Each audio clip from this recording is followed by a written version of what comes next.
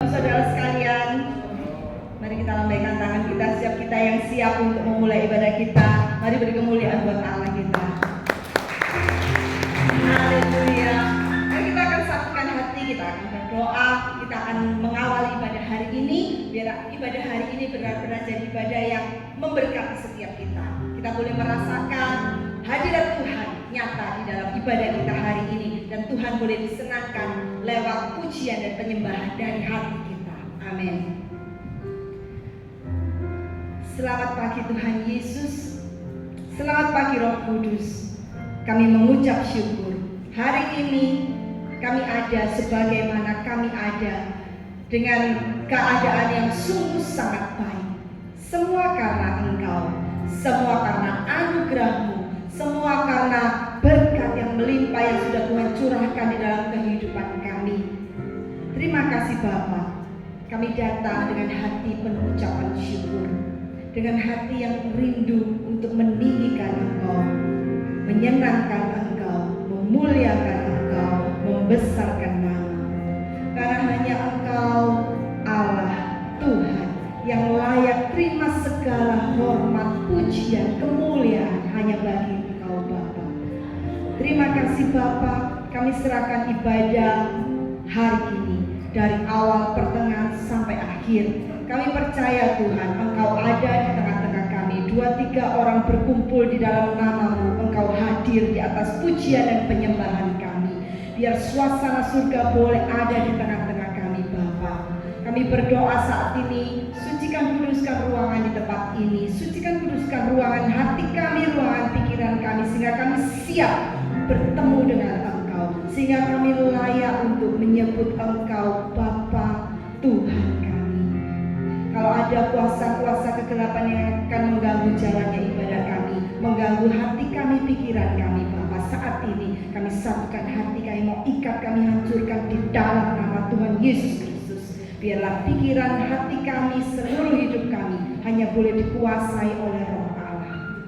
Terima kasih Bapa, kami berdoa untuk setiap rekan-rekan kami yang masih dalam perjalanan. Tuhan sertai sampai di tempat ini dengan hati yang penuh sukacita, dengan hati yang siap untuk beribadah. Terima kasih Bapa, sekali lagi kami serahkan ibadah dari hari ini dari awal, pertengahan sampai akhir ke dalam tangan-Mu. Kami percaya Kau punya rencana yang indah untuk setiap kami. Di dalam nama Tuhan Yesus Kristus kami siap beribadah. Haleluya. Amin. Kita mau siapkan hati kita meninggikan, membesarkan Dia Allah yang luar biasa di dalam kehidupan kita. Haleluya. Terima kasih Tuhan. Haleluya Yesus. Besar dan ajaiblah karya-Mu, adil dan benarlah jalan-Mu, Raja segala bangsa yang Maha Kuasa, mulia nama-Mu. Besar dan ajaiblah karya-Mu, adil dan benarlah jalan-Mu,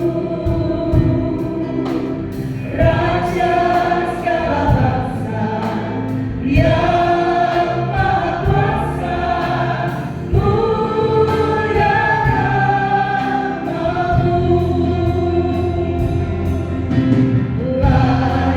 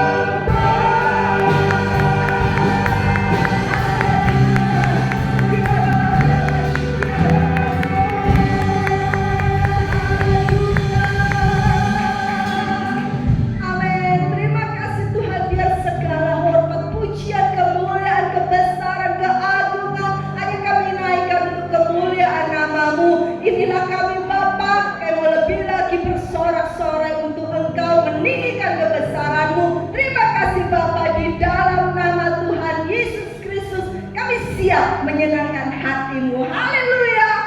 Amin. Sekali lagi beri pujian kepada kita. Haleluya. Amin. Dia Allah yang besar, dia Allah yang luar biasa. Amin. Amin. Oleh kiri kanan katakan Allah kita besar dan luar biasa. Haleluya.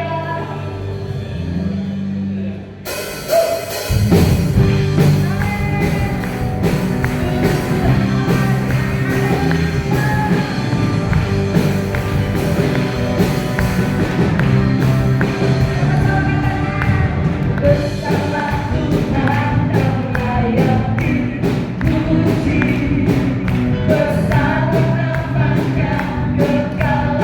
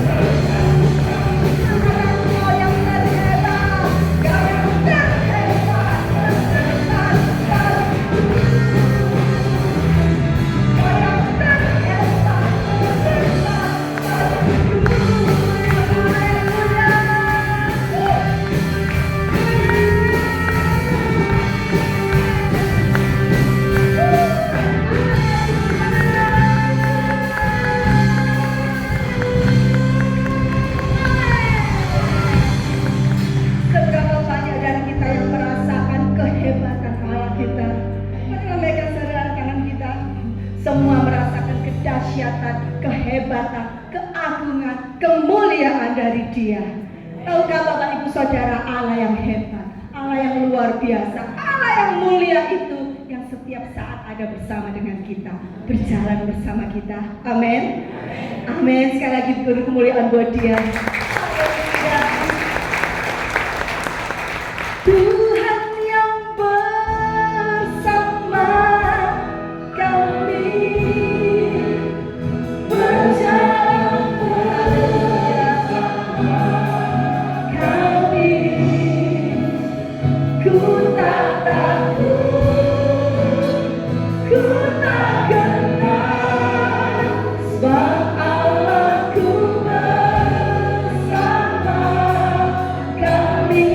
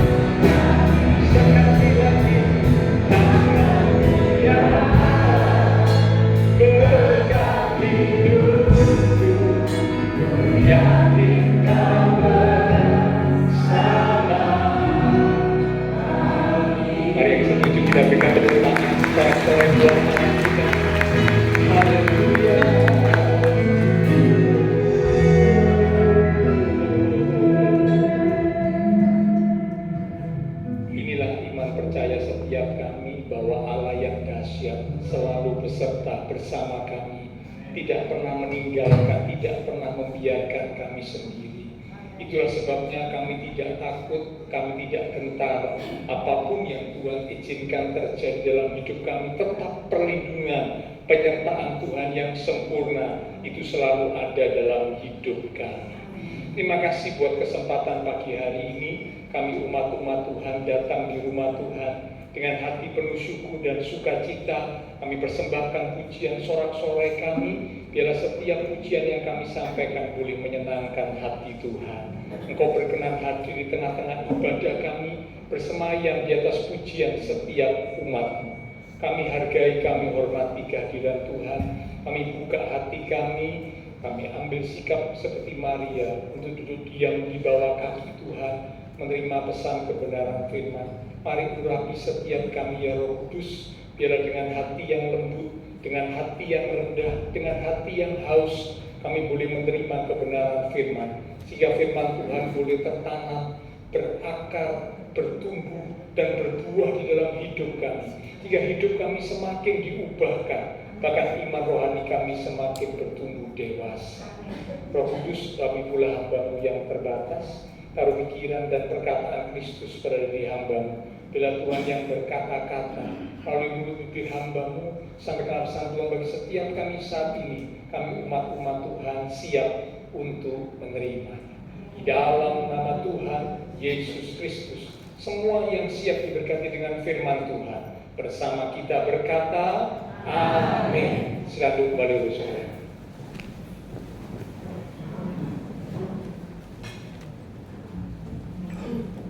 Ya, pagi hari ini kita akan kembali sama-sama belajar kebenaran firman Tuhan. Judul pertemuan firman Tuhan pada hari ini adalah penyakit hati. Sekali lagi, penyakit hati. Ya, mungkin Bapak Ibu bertanya, apa itu penyakit hati? Tentu kita tidak melihat, kita tidak belajar dari sisi medis, karena itu bagian dari ilmu kedokteran. Tapi kita belajar dari sisi rohani. Apa itu penyakit hati? Kita akan membuka Alkitab dari kitab Amsal pasal yang keempat di ayat yang ke-23. Kitab Amsal pada pasal yang keempat di ayat yang ke-23. Saya akan membacakan. Kalau saudara bisa menyimak dari Alkitab ataupun menggunakan gadget yang tentunya hanya digunakan untuk membuka Alkitab saja. Amsal 4 ayat yang ke-23. Demikian firman Tuhan. Jagalah hatimu dengan segala kewaspadaan, karena dari situlah terpancar kehidupan. Amin. Terjemahan lain berkata, jagalah hatimu dengan seluruh ketekunan. Jagalah hatimu melebihi semua yang bisa dijaga. Ya, itu beberapa terjemahan yang mungkin akan membantu menolong kita mengerti mengapa Alkitab berkata jagalah hatimu. Bukan hanya sekedar menjaga hati, tetapi menjaganya dengan segala kewaspadaan, menjaganya dengan seluruh ketekunan, menjaganya melebihi dari semua yang bisa dijaga. Mengapa hati perlu untuk dijaga? Dikatakan karena dari hati terpancar kehidupan. Dari hati menentukan jalan hidup kita. Hati akan mempengaruhi segala sesuatu di dalam kehidupan yang kita jalani. Beberapa waktu yang lalu kita sudah belajar ada beberapa hal yang perlu kita jaga. Salah satunya adalah hati. Ya, nah sesuai dengan ayat ini, hati memang perlu untuk dijaga. Nah sekarang kita akan belajar, saudara, ya, ada 5 penyakit hati yang perlu untuk diwaspadai. Sekali lagi, setidaknya ada 5 penyakit hati yang perlu untuk diwaspadai. Karena apa? Akan mempengaruhi hidup kita. Bahkan bisa merusak, bahkan bisa menghancurkan hidup kita jikalau kita tidak mewaspadai 5 penyakit hati yang kita akan belajar bersama pada pagi ini. Ya, jadi sekali lagi setidaknya ada 5 penyakit hati ya yang perlu diwaspadai karena akan sangat mempengaruhi hidup kita, bahkan bisa merusak, menghancurkan hidup kita. Jikalau penyakit hati itu tidak kita waspadai, akan merusak, menghancurkan hidup kita. Nah, apa saja 5 penyakit hati itu? Ayo kita akan lihat dan kita belajar bersama. Ada 5 penyakit hati yang berbahaya, yang perlu diwaspadai setiap umat Tuhan. Saya singkat, IPTTS.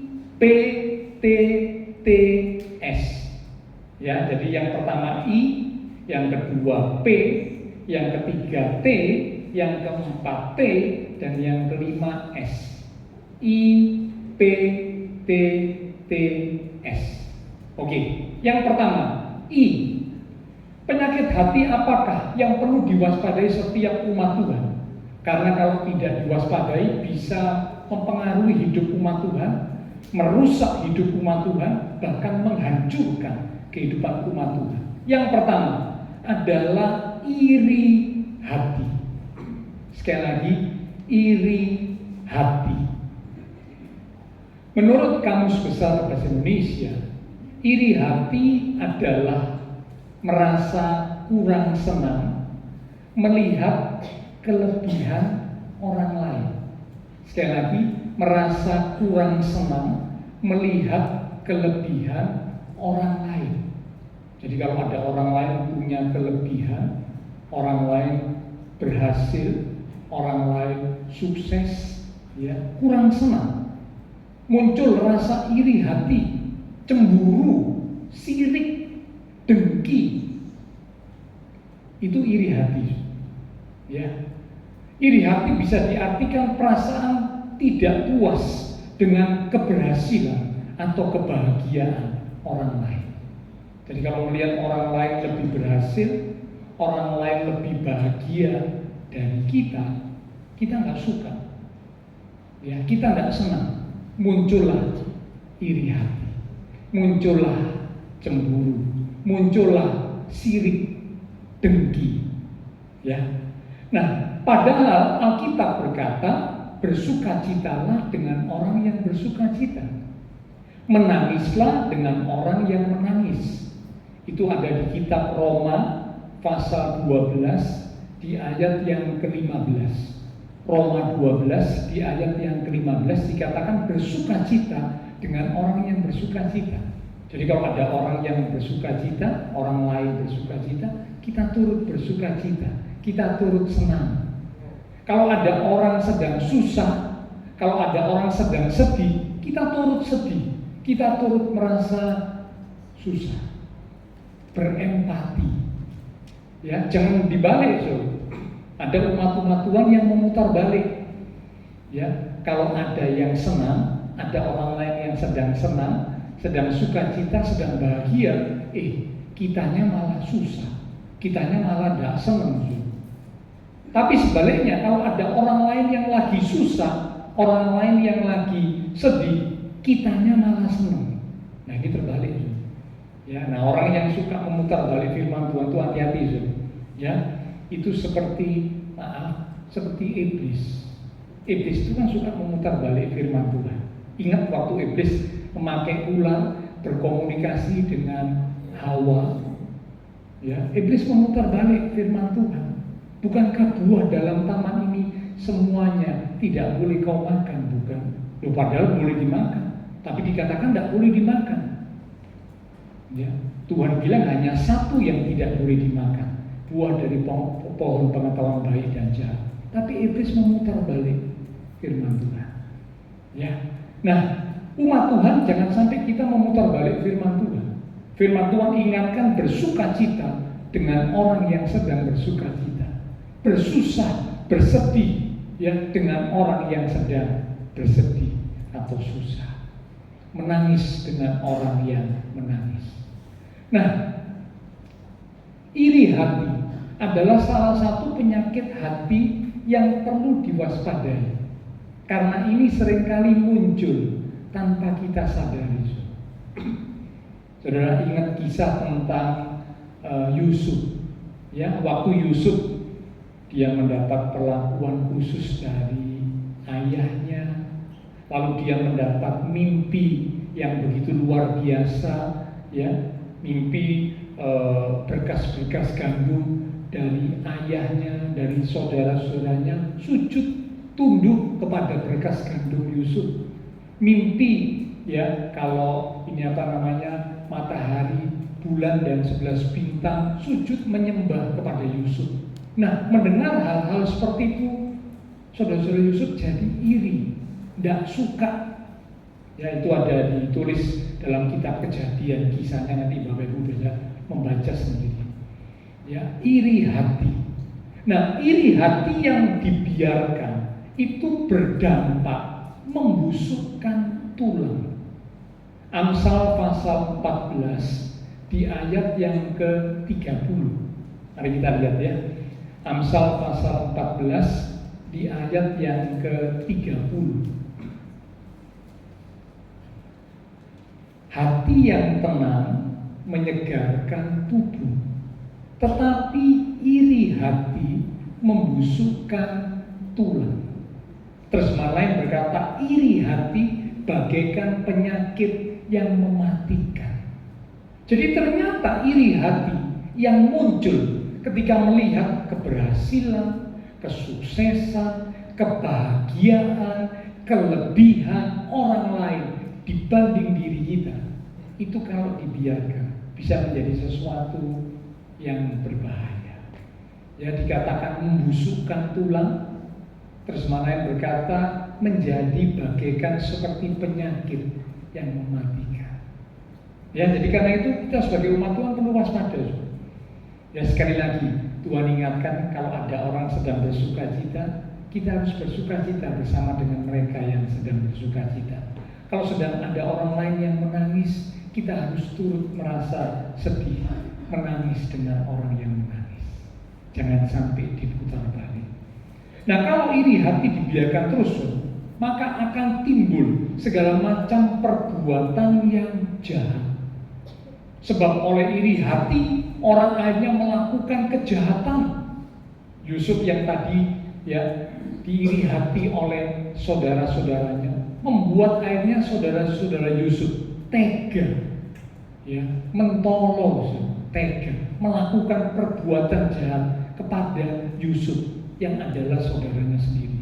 Yusuf dibuang ke sumur yang kering. Bukan hanya itu, kemudian Yusuf dijual menjadi budak. Ingat, budak itu bukan hanya sekedar asisten rumah tangga, ya. Kalau asisten rumah tangga itu setara, ya, punya kedudukan yang setara, hanya saja membantu menolong dalam membantu pekerjaan rumah. Tapi budak itu bukan asisten rumah tangga. Budak itu rendah, tidak punya hak atas dirinya, tidak punya hak atas hidupnya. Yang punya hak atas kehidupan sang budak adalah tuannya. Jadi sudah bisa bayangkan kalau Yusuf dijual sebagai budak, berarti Yusuf tidak punya hak atas kehidupannya. Yang punya hak atas hidupnya adalah tuan yang akan membeli Yusuf. Dan itu dilakukan oleh saudara-saudara Yusuf. Mengapa? Karena iri hati. Iri hati akan melahirkan segala macam perbuatan jahat.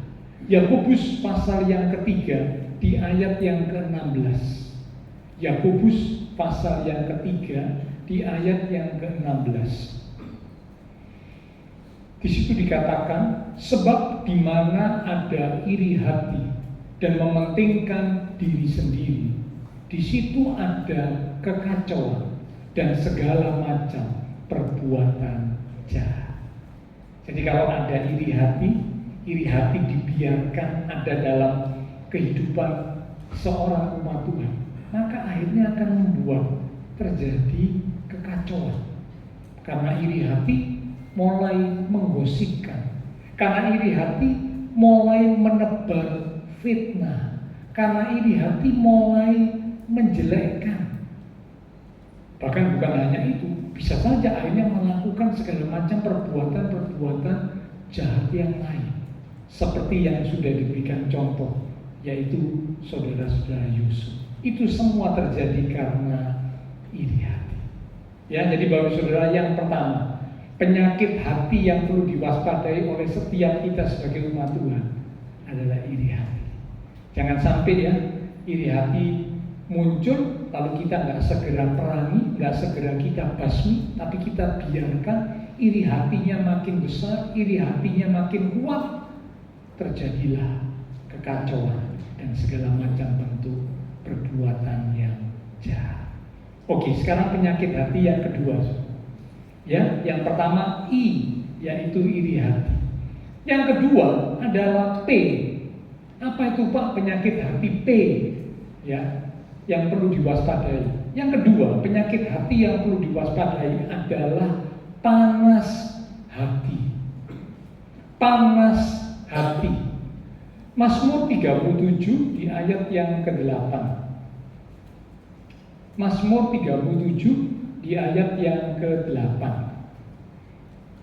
Berhentilah marah dan tinggalkanlah panas hati itu. Sekali lagi, tinggalkanlah panas hati itu. Jangan marah, itu hanya membawa kepada kejahatan. Panas hati, dikatakan Alkitab, tinggalkanlah panas hati. Ya, apa yang dimaksud dengan panas hati? Panas hati adalah amarah yang membara. Bukan cuma sekedar marah, ya, tapi amarah yang membara. Kehidupan seseorang yang dikuasai oleh kemarahan. Kemarahan yang tidak terselesaikan, kemarahan yang tidak dibereskan, tapi kemarahan yang terus disimpan di dalam hati, sehingga membuat hatinya semakin lama semakin panas, semakin panas, semakin panas. Itulah panas hati. Firman Tuhan ingatkan, tinggalkan panas hati.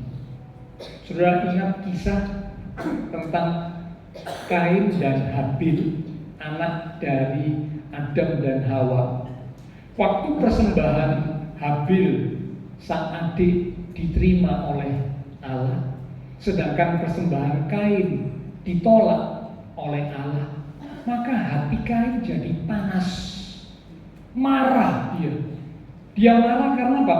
Kenapa persembahan saya, kakak, kok ditolak oleh Allah? Sementara persembahan adik, yaitu Habil, diterima oleh Allah. Hatinya jadi marah, hatinya jadi dongkol, hatinya jadi panas. Ya, hati yang panas biasanya akan nampak di muka yang murah. Ya, di Kejadian 4 ayat yang kelima. Kejadian 4 ayat yang kelima. Dikatakan, tetapi Kain dan korban persembahannya tidak diindahkannya, tidak diterima oleh Allah. Lalu hati Kain menjadi sangat panas dan mukanya murah. Ya, jadi orang yang biasanya hatinya panas itu diekspresikan, ya, kelihatan di wajah yang murah. Itu seperti yang terjadi pada Kain. Nah, Kain membiarkan hati yang panas, kemarahan yang membara ini terus ada dalam hatinya, sampai pada tingkat tertentu, ya, akhirnya Kain melakukan tindakan yang sungguh, ya, sangat kejam. Yaitu apa? Adiknya bukan hanya disakiti, adiknya dibunuh. Kakak tega membunuh adiknya. Ya, jadi kalau sekarang ini, zaman sekarang ada banyak pembunuhan terjadi, tidak usah kaget. Ternyata di perjanjian lama, ya, anak-anak dari Adam dan Hawa, ya, yaitu Kain, tega membunuh saudaranya sendiri. Mengapa? Karena panas hati, kemarahan yang membara, yang tidak diselesaikan, yang tidak dibereskan. Kitab Efesus mengingatkan, jikalau engkau marah, jangan biarkan kemarahanmu itu sampai matahari terbenam. Artinya apa? Jangan marah berlarut-larut. Ada orang yang marahnya itu tidak kepalang tanggung, 1 bulan. Saya kalau marahnya 1 bulan. Ada lagi yang kalau marahnya 1 tahun. Wah, ini kemarahan yang berlarut-larut. Bahaya. Hatinya bisa jadi panas. Semakin lama semakin panas, jadi dongkol. Ya, dan akhirnya bisa melahirkan perbuatan yang jahat seperti yang dilakukan oleh Kain. Ya, nah, firman Tuhan ingatkan, tinggalkan panas hati. Jangan dibiarkan panas hati terus ada dalam hidup kita, bahkan menguasai hati kita. Jangan, itu berbahaya. Itu akan berdampak buruk untuk kehidupan kita. Ya, ini yang kedua. Penyakit hati yang perlu diwaspadai adalah panas hati. Kalau mulai muncul kemarahan, segera bereskan. Ya, tentunya pertama berdoa. Ya, berdoa, minta hikmat Tuhan, minta ketenangan yang dari Tuhan. Lalu mulai koreksi. Apa ya penyebab saya marah ini apa? Apakah kemarahan saya ini benar? Kalau untuk sesuatu yang benar, oke, kita bisa marah, lalu ditegur, ya, disampaikan. Mungkin orang tua marah kepada anak sebagai bentuk didikan dari orang tua yang adalah wakil Tuhan atas anak-anak. Boleh orang tua marah, tapi harus segera diselesaikan. Jangan sampai marahnya dibiarkan berlarut-larut. Jangan, tidak boleh. Selesaikan. Langsung anak dipanggil 4 mata, didudukkan, diberitahu, nah, ini papa, mama sedang marah sama kamu karena kamu melakukan tindakan yang seperti ini. Itu tindakan yang salah, tindakan yang tidak sesuai dengan firman Tuhan. Tuhan tidak suka. Karena itu sebelum Tuhan marah, papa atau mama yang adalah wakil Tuhan lebih dahulu marah, supaya jangan sampai Tuhan yang marah. Kalau Tuhan yang marah, Tuhan yang murka, waduh, berat. Ya, sudah lihat kan, Israel waktu dapat murka Tuhan, wow, berat. Lebih baik sebelum Tuhan marah, orang tua marah, tegur anaknya, ya, marahi anaknya, boleh, karena orang tua adalah wakil Tuhan, boleh. Tapi marahnya jangan berlarut, ya. Sampaikan kepada anak, selesai. Setelah itu ya sudah, tidak terus dalam kemarahan, tidak boleh. Ya, tapi kalau marahnya karena hal yang tidak benar, bukan kemarahan yang benar, saudara ya, bukan karena untuk sesuatu hal yang benar, ya berarti yang marah ini yang perlu berubah, saudara. Yang marah ini yang perlu bertobat, yang marah ini yang perlu meninggalkan panas hati, seperti yang firman Tuhan ingatkan. Ya, jadi penyakit hati yang kedua yang perlu diwaspadai adalah panas hati. Yang ketiga sekarang, yang pertama iri hati, yang kedua P, panas hati, yang ketiga penyakit hati yang perlu diwaspadai yang ketiga adalah tinggi hati. T, tinggi hati. Ya, tinggi hati itu dikatakan sama dengan sombong. Tinggi hati atau sombong adalah sikap menghargai diri secara berlebihan. Sekali lagi, tinggi hati atau sombong adalah sikap menghargai diri sendiri secara berlebihan. Sehingga akhirnya orang yang tinggi hati, orang yang sombong, ya karena dia menghargai dirinya secara berlebihan, dia memandang rendah orang lain. Ya, bahkan dia merasa dirinya ya lebih, ya selalu lebih dan berada di atas kebenaran. Tidak pernah salah. Yang salah itu selalu orang lain. Karena dia menghargai dirinya terlalu tinggi. Ya, tinggi hati, sombong. Setiap orang yang tinggi hati, Alkitab berkata, adalah kekejian bagi Tuhan. Amsal 16 di ayat yang kelima. Amsal 16 di ayat yang kelima. Di situ dikatakan setiap orang yang tinggi hati adalah kekejian bagi Tuhan. Sungguh ia tidak akan luput dari hukuman. Tinggi hati adalah kekejian bagi Tuhan. Dengan kata lain, Tuhan tidak berkenan kepada orang yang tinggi hati. Nah, Yeremia berkata ada 3 hal yang seringkali membuat manusia itu tinggi hati. Manusia itu jadi sombong. 3 hal yang membuat manusia jadi sombong. Yang pertama, kekayaan. Biasanya orang kalau sudah kaya, wah mulai sombong. Dulu waktu belum punya apa-apa rendah hati. Mulai diberkati, mulai naik, ya pangkat kedudukannya naik, ya diberkati lebih lagi, punya harta semakin banyak. Nah, mulai tinggi hati. Penyebab kesombongan yang pertama adalah kekayaan. Penyebab kesombongan yang kedua adalah kepandaian. Ya, kepandaian. Merasa diri pandai, lebih pandai, lebih pintar dari yang lain. Mulai sombong. Yang ketiga yang membuat orang bisa jadi sombong adalah kekuatan. Merasa punya kekuatan, entah kekuatan fisik, entah mungkin kekuatan dalam arti backing.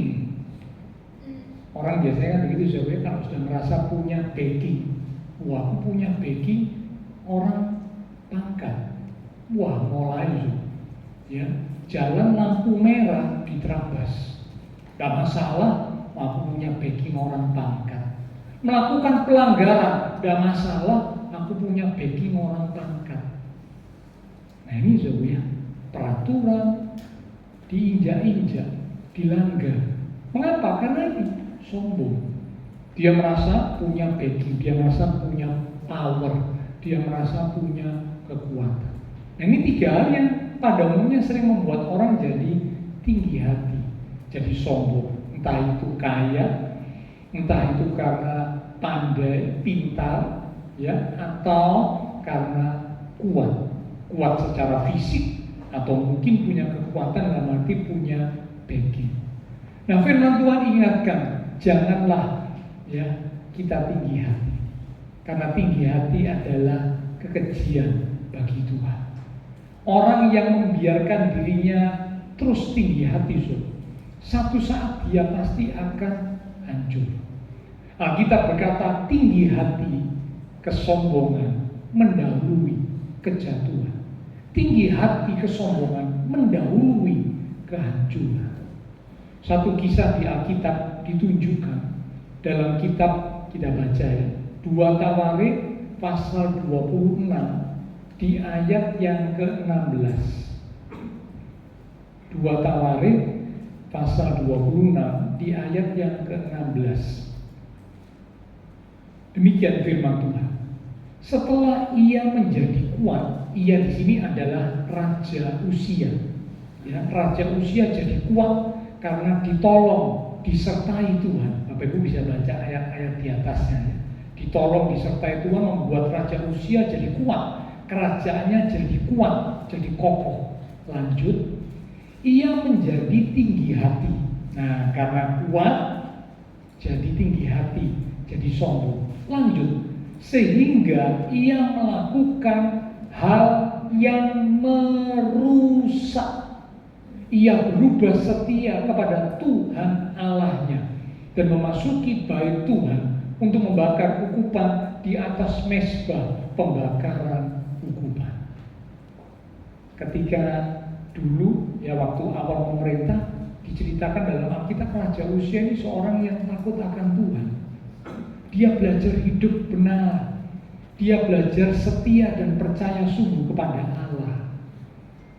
Allah menyertai, Allah memberkati, kerajaannya jadi kuat, ya, termasyhur namanya. Nah, mulai apa? Kita dikatakan mulai sombong, mulai tinggi hati.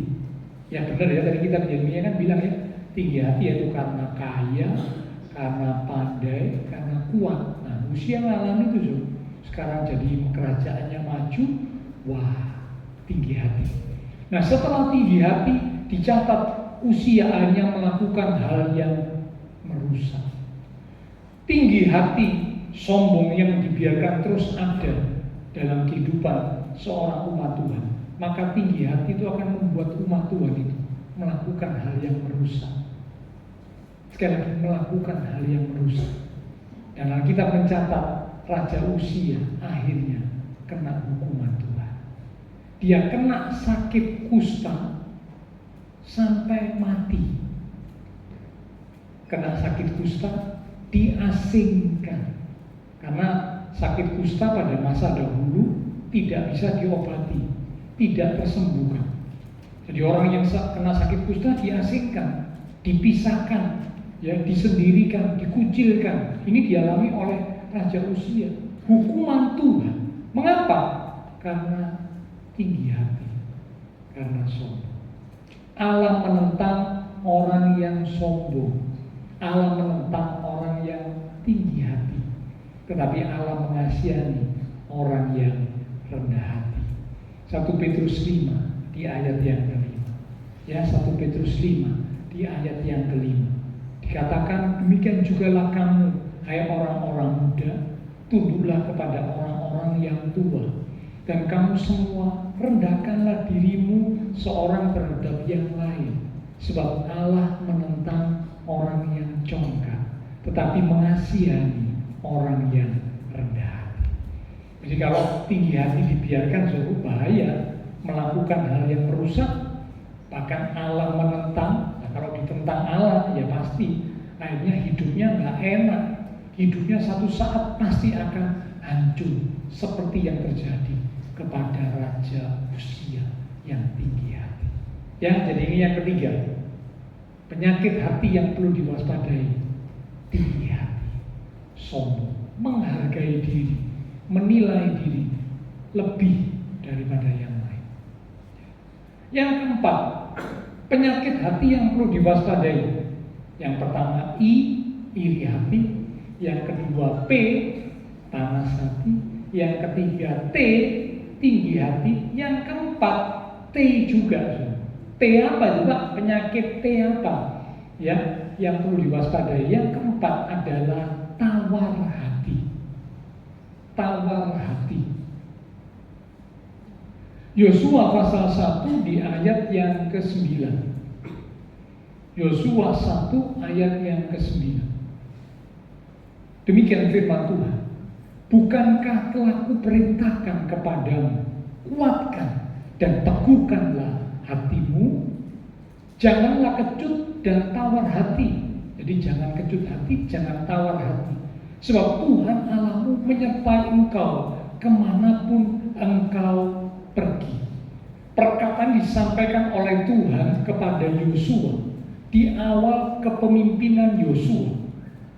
Yosua waktu awal memimpin menggantikan Musa, dia merasa gentar, dia merasa takut, dia merasa tawar hati. Mengapa? Wah, dia berpikir begini, kalau Musa yang adalah senior saya, orang yang jauh lebih daripada saya, tidak bisa memimpin dan membawa orang Israel masuk ke tanah Kanaan, tanah perjanjian, bagaimana dengan saya? Musa yang lebih senior, yang lebih hebat dari saya saja nggak bisa membawa Israel masuk tanah Kanaan, gagal. Nah, ini bagaimana dengan saya? Apakah orang Israel mau saya pimpin? Apakah saya bisa memimpin Israel dengan baik? Apakah saya bisa memimpin Israel memasuki tanah Kanaan, tanah perjanjian? Hatinya jadi takut, jadi gentar, jadi tawar hati. Itulah sebabnya firman Tuhan datang kepada Yosua. Jangan kecut hati, jangan tawar hati. Mengapa? Karena Tuhan menyertai Yosua. Tawar hati itu berarti ketidakberdayaan. Ya, tawar hati berarti ketidakberdayaan. Jadi merasa diri tidak berdaya, merasa diri tidak mampu. Lalu kemudian patah semangat, putus asa. Jadi tawar hati itu merasa diri tidak berdaya, lalu kemudian patah semangat dan putus asa. Nah, tawar hati yang dibiarkan terus-menerus akan menghancurkan kehidupan seorang umat Tuhan. Kalau hatinya terus tawar, lama-lama akhirnya jadi hancur. Hidup umat Tuhan jadi rusak dan jadi hancur. Amsal 24 di ayat yang ke-10. Amsal 24 di ayat yang ke-10. Demikian firman Tuhan. Jika engkau tawar hati pada masa kesesakan, kecillah kekuatan. Jadi kalau tawar hati dibiarkan terus ada dalam kehidupan seorang umat Tuhan, dia sedang menghadapi kesulitan, hatinya tawar, dia sedang menghadapi tantangan, hatinya tawar, dibiarkan terus ada dalam kondisi hati yang tawar, maka dikatakan kekuatannya akan jadi semakin kecil, semakin berkurang. Semakin kecil, semakin berkurang. Nah, kalau kekuatannya semakin berkurang, padahal tantangan, kesulitan sedang dihadapi, ya akhirnya apa, Sob? Putus asa. Merasa tidak mampu, merasa tidak sanggup lagi, sudah menyerah. Iya, kalau menyerah kepada Tuhan, itu baik, itu harus. Tapi kalau menyerah kepada keadaan, menyerah kepada nasib, itu tidak boleh. Menyerah kepada Tuhan harus, tapi menyerah kepada keadaan, menyerah kepada nasib tidak boleh. Beda ya. Jadi kalau kata menyerah hanya menyerah kepada Tuhan, tapi kalau menyerah kepada keadaan atau putus asa tidak boleh. Itu terjadi pada orang yang membiarkan dirinya terus ada dalam keadaan tawar hati. Kecil kekuatannya, semakin tawar hati semakin kecil, sampai pada satu titik akhirnya patah semangat, putus harapan, putus asa. Nah, yang tidak ngerti firman Tuhan akhirnya lanjut, karena sudah merasa putus asa, lanjut apa, Saudara? PD, bunuh diri. Banyak kan orang-orang yang seperti itu, apalagi di negara-negara yang sudah sangat maju, seperti Jepang.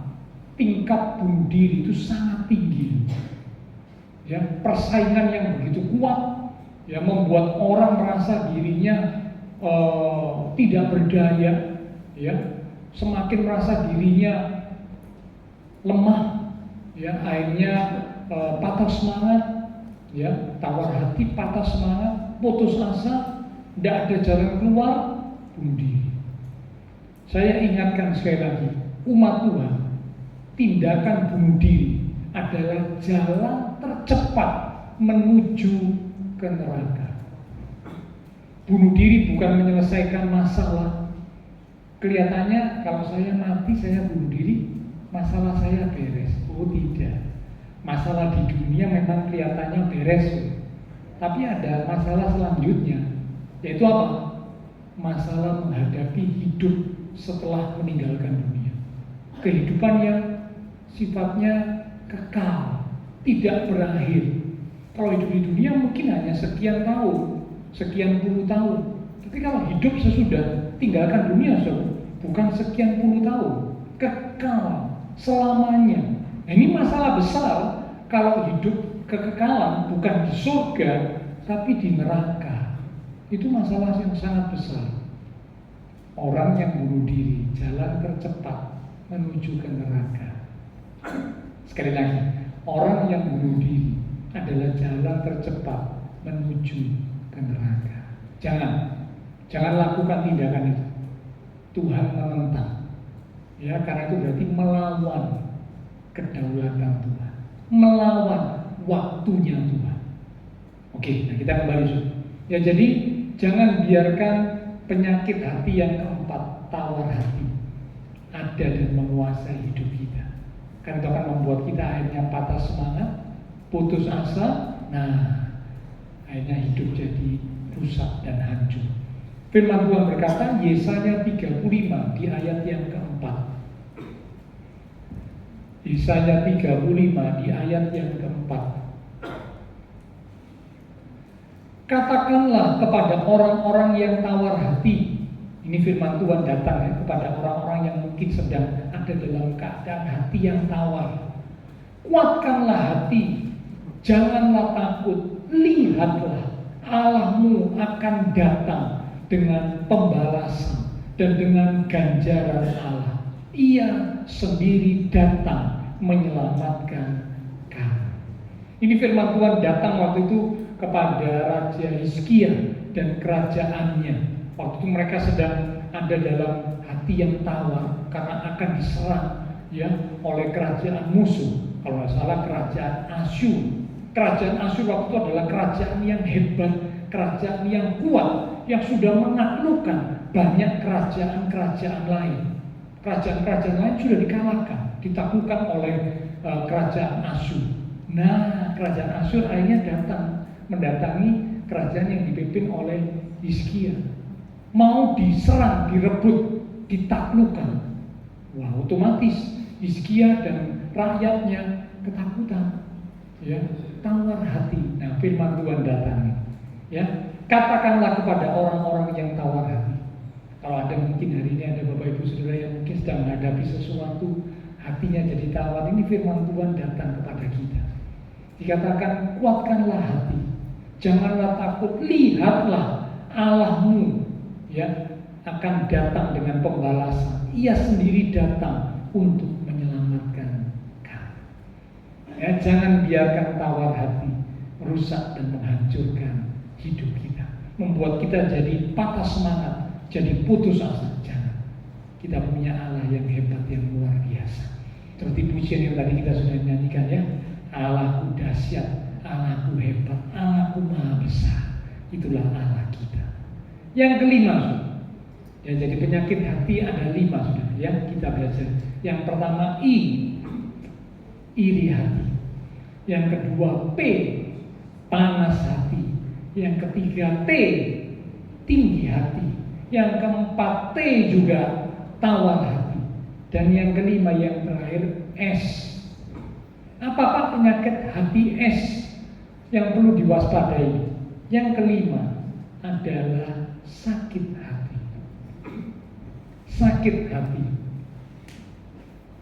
Sakit hati diartikan perasaan tidak senang. Jadi awalnya tidak senang, ya. Lama-lama bukan cuma tidak senang, jadi benci, bahkan jadi dendam karena merasa dihina, dilukai hatinya. Sekali lagi ya, sakit hati diartikan merasa tidak senang, benci, dendam, karena dihina, dilukai hatinya. Sakit hati adalah luka hati, luka batin yang dalam. Jadi kalau ada seorang dia menyimpan awalnya perasaan tidak senang, lama-lama bukan cuma tidak senang, lama-lama jadi benci, lama-lama jadi dendam, karena dia merasa dia direndahkan, dia dihina, dia dilecehkan, dia disakiti, dia dilukai hatinya dan sebagainya. Akhirnya jadi luka batin yang dalam. Itulah sakit hati. Itulah sakit hati. Nah, ini penyakit hati yang kelima yang perlu diwaspadai, sakit hati.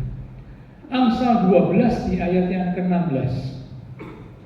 Amsal 12 di ayat yang ke-16.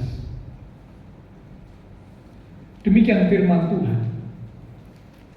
Bodohlah yang menyatakan sakit hatinya seketika itu juga, tetapi bijak yang mengabaikan cemooh. Saya ulang ya, kalimatnya agak tajam, tapi ini perlu untuk diperhatikan. Bodohlah yang menyatakan sakit hatinya seketika itu juga, tetapi bijak yang mengabaikan cemooh. Jadi kalau ada orang yang mencemooh kita, menghina kita, merendahkan kita, atau bahkan memberi perlakuan yang semena-mena, nah ini memang berpotensi untuk membuat kita jadi sakit hati, sangat berpotensi. Tapi Alkitab ingatkan, bodohlah yang menyatakan sakit hatinya seketika itu juga. Jadi kalau ada kita mendapat entah itu kata-kata, entah itu perlakuan yang membuat kita merasa terhina, yang dilukai dan sebagainya, jangan mau membiarkan diri kita jadi sakit hati. Jangan. Sakit hati atau tidak, itu keputusan kita. Memang ya kalau dapat kata-kata atau perlakuan yang buruk, ya pasti hati ini rasanya tertusuk, ya pasti. Wong kita manusia, kita punya perasaan.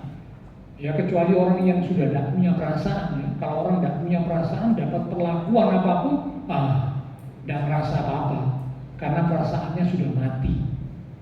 Tapi kalau orang yang punya perasaan mendapat kata-kata atau perlakuan yang menyakitkan, ya pasti hatinya tertusuk. Tapi yang kita mengingatkan, bodohlah yang menyatakan sakit hatinya seketika itu juga, tetapi bijak yang mengabaikan cemooh. Jadi kalau ada mendapat sesuatu yang tidak enak, dikatakan abaikan. Jangan dibiarkan masuk dalam hati, menguasai hati. Hatinya jadi luka, lama-lama jadi sakit hati, lama-lama juga jadi pahit dan sebagainya. Nah ini bahaya. Yang Alkitab berkata akan jadi menghancurkan hidup kita umat Tuhan. Ayub pasal 5 di ayat yang kedua. Ayub pasal 5 di ayat yang kedua. Ini ayat-ayat yang hampir terakhir ya.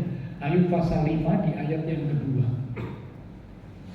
Sesungguhnya orang bodoh dibunuh oleh sakit hati, dan orang bebal dimatikan oleh iri hati. Dikatakan orang bodoh dibunuh oleh sakit hati. Jadi kalau menyimpan sakit hati itu akan membunuh kehidupan kita, menghancurkan hidup kita. Nah dikatakan orang bodoh akan dibunuh oleh sakit hati. Maaf, jadi kalau ada umat Tuhan menyimpan sakit hati, maaf ya ini firman Tuhan ya, itu orang bodoh. Nah orang bodoh yang menyimpan sakit hati, dia akan dibunuh oleh sakit hatinya. Ini firman Tuhan ya, bukan saya ya. Memang ini terdengar keras di telinga kita, mungkin dengannya waduh tajam pak, keras. Tapi ini firman Tuhan. Dikatakan firman Tuhan itu seperti pedang. Dan memang kami sebagai hamba Tuhan harus menyampaikan kebenaran firman Tuhan, sekalipun keras. Tapi itulah kebenaran. Kita umat Tuhan harus mengerti kebenaran, supaya kebenaran itu memerdekakan kita, sehingga kita tidak diperbudak oleh salah satunya sakit hati, sehingga akhirnya dibunuh oleh sakit hati. Sakit hati menghancurkan dan merusak hidup kita. Ya, jadi itulah 5 penyakit hati yang perlu Bapak Ibu Saudara dan saya waspadai. Ya, ini bisa muncul, saudara. Kadang-kadang kita nggak sadar sudah bisa muncul dalam hati kita. Ya, dalam hati kita mulai muncul. Hati itu apa, toh, Pak? Hati itu pikiran, perasaan, kemauan atau kehendak. Itu hati. Jadi hati ini bicara tentang pikiran, bicara tentang perasaan, bicara tentang kehendak. Nah, kalau umat Tuhan tidak waspada, 5 penyakit hati bisa menghancurkan kehidupan umat Tuhan. Saya ulang, yang pertama apa? Iri hati. Ya, waspada dengan iri hati. Yang kedua adalah panas hati. Boleh marah, tapi segera dibereskan. Jangan dibiarkan berlarut-larut dan kemarahan. Iblis mengambil kesempatan. Yang ketiga, tawar hati. Allah datang untuk menyelamatkan kita. Jangan tawar hati. Yang keempat, tinggi hati. Terbalik ya. Yang ketiga tinggi hati, yang keempat tawar hati. Yang kelima, yang terakhir, sakit hati.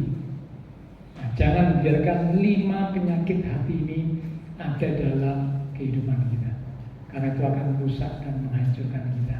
Ingat akan kebaikan Tuhan, ingat akan kasih Tuhan, ingat akan pertolongan Tuhan, sehingga kita tidak membiarkan penyakit hati ini menguasai dan menghancurkan hidup kita. Ayat penutup yang terakhir, kita baca Yakobus 4 ayat 7 sampai 8. Setelah ini pelayan mimbar, silakan kembali maju ke depan. Yakobus 4 ayat 7 sampai 8. Demikian firman Tuhan. Karena itu tunduklah kepada Allah dan lawanlah iblis, maka ia akan lari daripadamu. Dikatakan tunduk kepada Allah, lawan iblis. Jangan dibalik, saudara ya. Kalau dibalik, tunduk kepada iblis, melawan kepada Allah. Nah, itu terbalik. Ayat 8. Mendekatlah kepada Allah dan ia akan mendekat kepadamu. Tahirkanlah tanganmu, hai kamu orang-orang berdosa, dan sucikanlah hatimu, hai kamu yang mendua hati. Amin. Tunduk kepada Allah, lawan iblis. Jangan biarkan iblis ya membidikan panah api yang membuat hati kita jadi kena 5 penyakit tadi, 5 penyakit hati, sehingga akhirnya menghancurkan hidup kita. Minta Tuhan, sucikan hatiku, kuduskan hatiku, bersihkan hatiku, supaya hatiku berkenan di hadapan Tuhan, dan aku boleh layak untuk menerima anugerah dan berkat dari Tuhan. Mari kita sama-sama datang kepada Tuhan lewat satu pujian menjadi doa kerinduan setiap kita. Sucikan dan kuduskan hatiku ya Tuhan. Sucikan dan kuduskan hati ini untuk layak menghadap hadirat-Mu. Tubuh jiwa rohku usahakan padamu, ku menyerahmu. Sucikan dan kuduskan, sucikan dan kuduskan hati ini untuk layak menghadap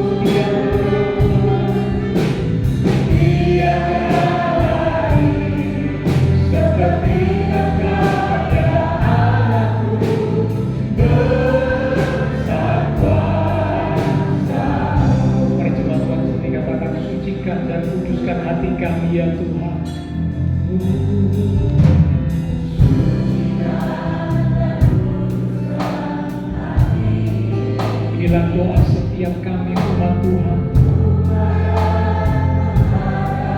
Mari sucikan, kuduskan hati setiap kami ya Tuhan.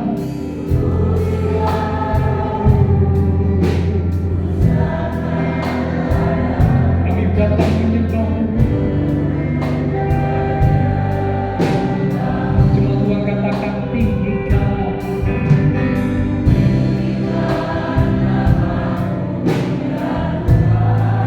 Kami tinggikan namamu.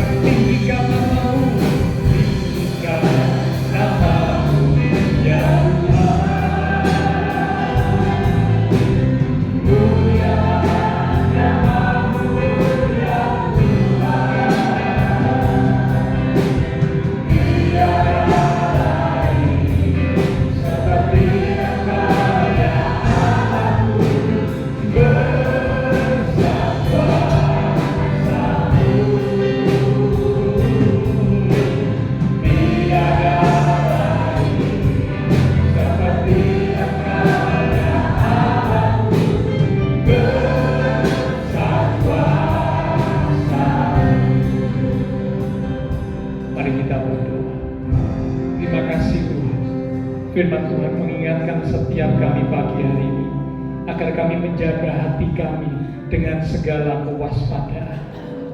Kami menjaga hati kami dengan penuh kesungguhan, menjaga hati kami lebih daripada apapun yang bisa kami jaga. Karena dari hati kami terpancar kehidupan. Ada 5 penyakit hati yang sudah kami belajar bersama, yang harus kami waspadai supaya tidak merusak, tidak menghancurkan hidup kami. Yang pertama dimulai dengan iri hati, kemudian panas hati, lalu tinggi hati, tawar hati, dan sakit hati. Hamba terbatas untuk berkata dan menjelaskan. Roh Kudus akan terus mengingatkan firman Tuhan yang sudah kami terima bersama. Ya, kami boleh menjaga hati kami. Kami tidak dikuasai oleh 5 penyakit hati yang bisa merusak, menghancurkan, bahkan mematikan kehidupan dan rohani kami. Tapi kami mau supaya hati kami semakin dikuduskan, disucikan, berkenan di hadapan Tuhan, sehingga kami layak untuk menerima berkat dan anugerah Tuhan di dalam hidup setiap kami. Terima kasih Tuhan Yesus. Terima kasih Bapa Surgawi. Hamba berdoa untuk setiap umat Tuhan diberkati iman rohani, diberkati keluarga rumah tangga, diberkati usaha pekerjaan, diberkati studi sekolah, diberkati kesehatan kami, bahkan diberkati masa depan kami. Engkau berjanji menyediakan masa depan yang indah, penuh dengan pengharapan. Terima kasih Tuhan, terima kasih, terima kasih. Hamba berdoa untuk setiap umat-umat Tuhan yang sudah melayani. Demikian juga persembahan yang dipersembahkan, apapun yang dilakukan setiap umat-Mu, karena mengasihi Engkau, Allah sumber segala berkat, akan memberkati kembali dan memakai hidup kami untuk kami boleh lebih lagi memuliakan Tuhan, hidup berkarya bagi Tuhan. Terima kasih Tuhan Yesus. Berdoa untuk teman-teman seiman yang tidak bisa hadir. Mungkin ada mereka yang sakit, Tuhan Kau jamah, pulihkanlah kekuatan, kesehatan, kesembuhan di dalam nama Tuhan Yesus. Oleh bilur Tuhan Yesus, yang sakit disembuhkan, yang lemah dikuatkan, yang susah dihiburkan, bahkan yang sedang menghadapi masalah pergumulan, biarlah dengan iman yang teguh kami tetap senantiasa menanti-nantikan Tuhan dengan satu keyakinan Tuhan pasti menyatakan pertolongan tepat pada waktunya. Terima kasih Tuhan Yesus. Kami berdoa pula memberkati bangsa negara kami Indonesia. pemimpin-pemimpin bangsa kami, kota kami Surabaya, demikian juga tetangga lingkungan sekitar gereja Tuhan. Memberkati setiap jemaat-jemaat Tuhan yang berulang tahun sepanjang minggu ini. Biarlah dengan pertambahan usia yang Tuhan beri, membawa kami semakin dekat Tuhan, semakin cinta Tuhan, semakin sungguh-sungguh di dalam Tuhan. Terima kasih Tuhan Yesus. Setelah selesai ibadah, kami akan berpisah satu dengan yang lain, kembali ke aktivitas kami, kembali ke keluarga rumah tangga kami. Biarlah segala berkat, anugerah, damai, sukacita yang melimpah dari Allah Bapa Surgawi, kasih Tuhan Yesus Kristus, dan persekutuan dengan kuasa Roh Kudus akan terus memimpin menuntun langkah kehidupan setiap kita. Itu terus minta kita sekalian mulai pagi ini sampai Maranatha, Tuhan Yesus datang kembali. Di dalam nama Tuhan Yesus Kristus, semua yang percaya diberkati Tuhan. Mari bersama dengan iman kita berkata, amin. Tuhan berkati kita sekalian.